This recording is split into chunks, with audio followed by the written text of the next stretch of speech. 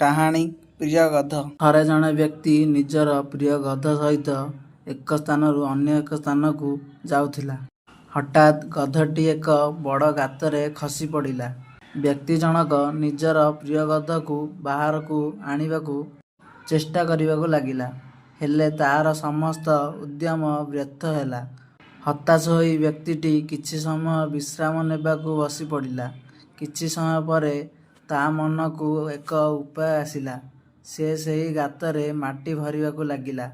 ତା ସହିତ ସେ ଦେଖିଲା ଗଧ ତା ସାହାଯ୍ୟରେ ଉପରକୁ ଆସିପାରୁଛି।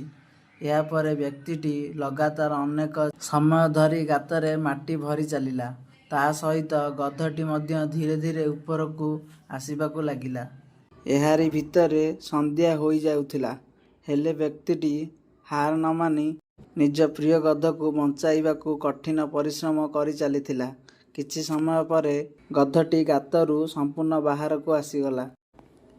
ଏଥିରୁ ଆମେ ଶିଖିଲେ, କଠିନ ପରିସ୍ଥିତିକୁ ସାହସର ସହିତ ସାମ୍ନା କରନ୍ତୁ, କାରଣ ଆଗକୁ ବଢ଼ିବାକୁ ହେଲେ ବଡ଼ରୁ ବଡ଼ ସମସ୍ୟା ସହିତ ଲଢ଼ିବାକୁ ହୋଇଥାଏ। ପ୍ରୟାସ କରିଚାଲନ୍ତୁ, କୌଣସି ବି ସମସ୍ୟା ତମ ପ୍ରୟାସଠାରୁ ବଡ଼ ହୋଇନଥାଏ।